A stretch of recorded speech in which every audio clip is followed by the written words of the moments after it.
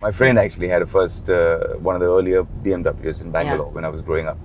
And one of the very early models. Yeah. And it was so cool because there they had, for the first time I saw, windows which you didn't have to rotate. You press the button and it go up. And I was like, I was so fascinated by all that, at that time. Yeah. Very slick. I mean, slick for that day. I'm talking about 1980 something. Yeah. You to hit the accelerator at the time just before downshifting, so the RPM goes up, the sound goes up. Yeah. It just felt throttle, nice. Yeah.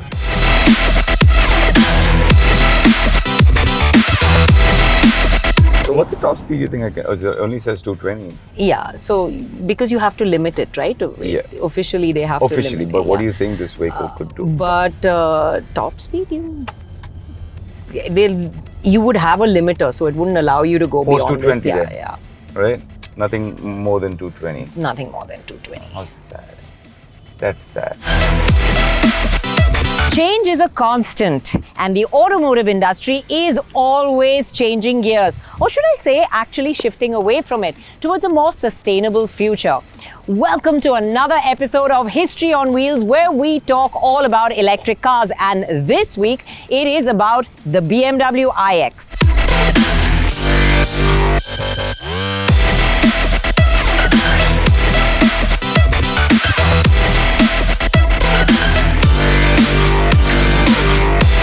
To talk about all the interesting stuff on EVs and the BMW iX, we have a very special guest with us here today.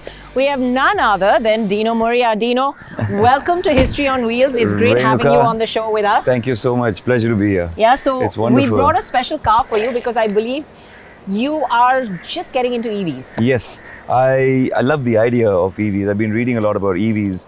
I've tested a few, but I've not had the chance to drive this. So that's why I was pretty excited and keen to drive this one. I've heard many things. There's loads of special stuff about this car. In fact, it's got some amazing advanced technology.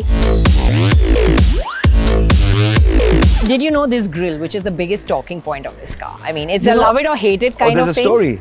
There's a story. All right. So this material on this grille is actually self-healing. So if you get a scratch on it, leave it out in the sun, room temperature, it'll heal itself. No scratches. What? Yes. So this grille has a material that will self-heal. Basically, the resin just self-heals with the heat and the temperature. So if I scratch so it in right our temperature with enough heat, so if I scratch it right now, just the grille, not the car. I'd suggest you don't, but in case you do, it will heal itself. That's so cool. And cool stuff. You know how you have to open your bonnet to fill in the wiper fluid? Oh, this is...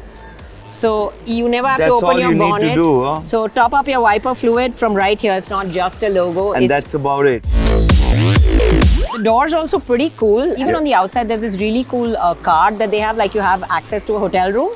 So you have a card that you can just use as the key. So there's no keys as such? So you don't need it. Even via the app, you can share it with 5 of your friends or family members. So say a friend's coming to pick up the car via your app, you just give him access and he can open the car. That's it. Cool. So you don't need to say, pick up the key from here or pick up the key. It looks pretty large. What's the boot looking like? Yeah, it is. It's quite big. Enough space to put in all the luggage and go all the way to Goa. You got to pick between the spare and your space. That's a spare tire. Yeah, that's your spare. Is this a spare tire? Yeah, this is a spare tire.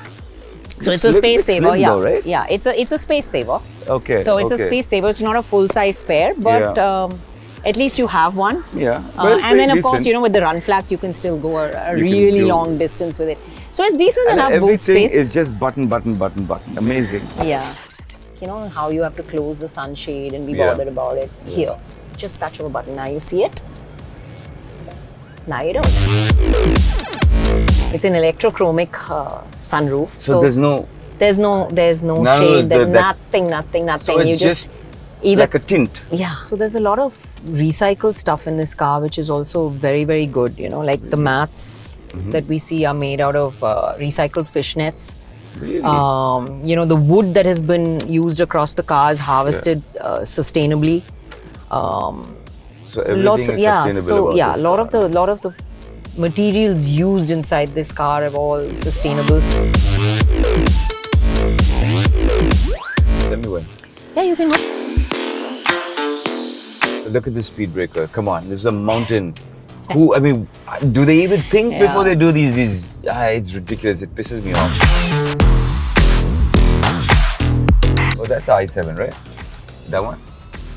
Yes, that's the i7, yeah. But I think this is more practical, again, because of the ground clearance. i7 is again going to be a low car. Oh, no, look pretty high. It is, but it's still, over the big speed breakers, it does scrape its belly. Did you know that BMW's electric history actually began way back in 1972 with a car called the 1602E? It was based off the 1602 and virtually looked no different. Only people who knew under the hood there was a difference. It came with a dozen lead-acid batteries, and those batteries weighed around 350 kgs at that point of time. And the range? Well, get this one. It was only about 60 kilometers. That too if you drove it at a constant speed. If you drove it in the city, it dropped down to just 30 kilometers. But this was actually the base for BMW's electric history, which went a long way, and then finally in 2011, the i3 made a break. i3 was a revolutionary electric car at its point of time. It came on a dedicated EV platform, and it also had carbon fiber reinforced plastic for its body shell, which made it really nice and lightweight. There were a lot more revolutionary things about this car. Let's not get too technical about it, but basically it was all BMW. It was a fun to drive car and had everything that people expect from a BMW. I like the slickness of this car. Yeah. Right? It's slick. It's finished really well. And this interior kind of gives you this loungy feeling as opposed to it being a car, right? For me, it's more like a really cool cockpit. Yeah. You know, you go into a plane, you see all these. I mean, there are buttons, but you see all these displays and everything. I think it's very cool. Yeah. Like I said, futuristic. I've seen these in movies and happen, and you know, when you watch some of these movies which tells you what the future is going to look like. I've seen it there, but to see it actually in a car is really nice. It's fun. Yeah, it is fun.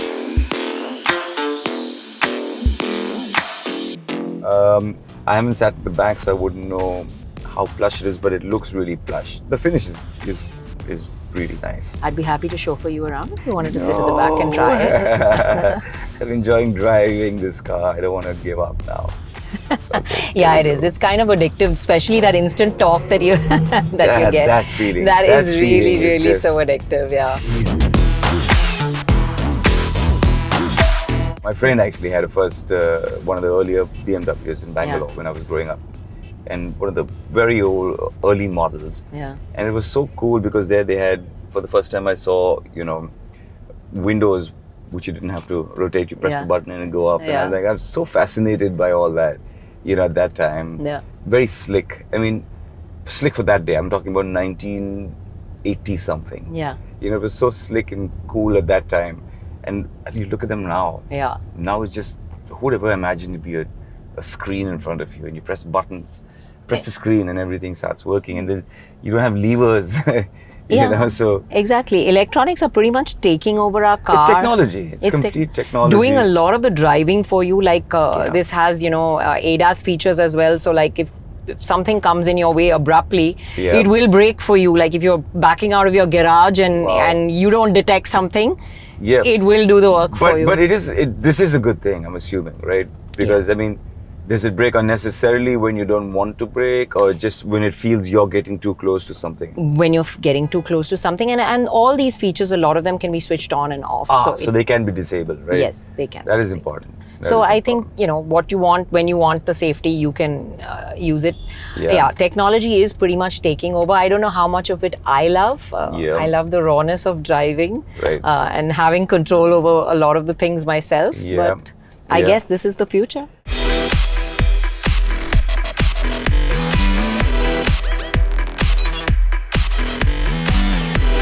So how did your tryst with cars and driving and everything start? Oh, I mean, when I was a kid, I used to watch my dad drive. Yeah. He had an Ambassador and then a Fiat.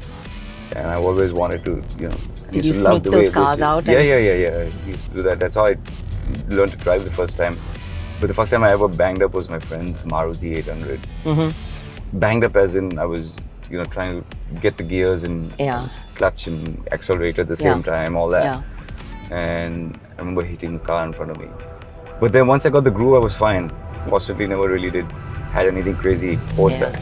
It's really great for all of us who've learned old school driving on manual cars, right? Because then you can drive just about anything. Yeah. So I think that definitely for me a manual over a...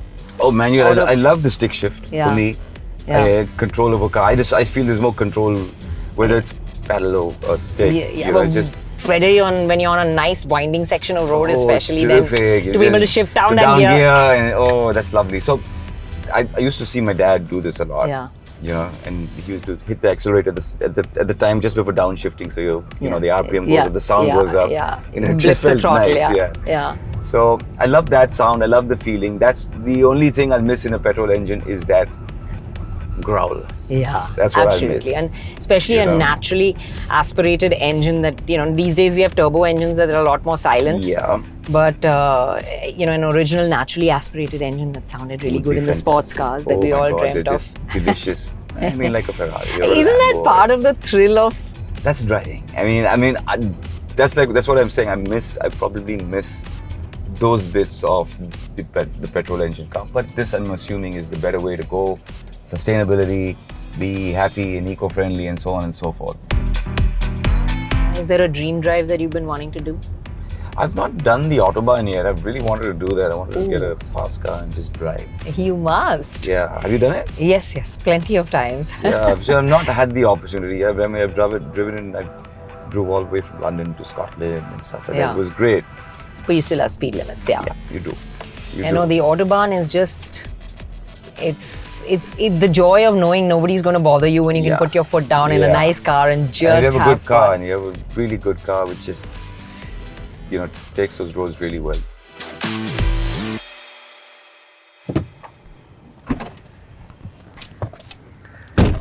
All buttons. Yes, everything at the touch of a button. This is the future. So what do you think? Are you going to be a part of this future or not? I'd like to be a part of this future. I think it's a cool future. It's a leverless future. It's buttons. And very sci-fi. Very sci-fi, very smooth, very quiet. It's interesting, getting used to, but it's fast, which I like. So it's got that Dr. Jekyll and Mr. Hyde, right? It's that calm, serene experience. And then suddenly wild and crazy. Nice. Absolutely. Couple of rapid fire questions for you. Okay. What do I win, the Simple car? Simple ones. Do I win a hamper, a car in the hamper? No, okay. All right. Well, we're not at Kejo levels just yet. Okay, let's go. Okay, so favorite driving song? Favorite driving song? Ooh, I've got many. You know, I mean, I used to rock at one point. If I think of one, shit. Like this one always gets everybody. Because you're stumped suddenly, you know, like, what's a good driving song? What rock band? Want to be wild. Okay, that's a good one, especially when you got your foot flat on the accelerator. And then your favorite driving road, like if you have time and you can take off and you can go to any destination, where would you go? Oh, well, I've driven, you know, every time I go to shoot, I try to drive as often as possible. So whether it's in the UK or South Africa or Cape Town, it was so nice. You know, the winding roads. I remember shooting in Ooty also, and driving there was, I mean, everywhere. Rajasthan was terrific. I mean, if you go out, you know, the roads are just empty and long, and you can really open up in a car over there. So everywhere I go, I enjoy driving. I try and get behind the wheel and drive. Yeah, I just got back from Cape Town. So if you had to choose between driving a car and riding a bike? That's a tough one. I love my bikes. It's a tough one. Really depends on where I am. It depends truly on where I am. If I'm narrow roads, more windy, I'll get on the bike through a jungle. But if it's an open, wider, great stretch, a car, for sure. Favorite car of all time? I mean, you know, one do I own or never owned or anything? Could be anything. Well, my dream car, like I said earlier, was a Ferrari. I want to get a Ferrari at some point. Until I get it and own it and drive it, that dream will not be over. So thank you so much for being with us on the show. It's really been a pleasure talking to you and chatting cars. It's been a pleasure, an absolute pleasure. Great insight on this vehicle. And maybe I'll be a part of the family soon. Let's see. Yeah.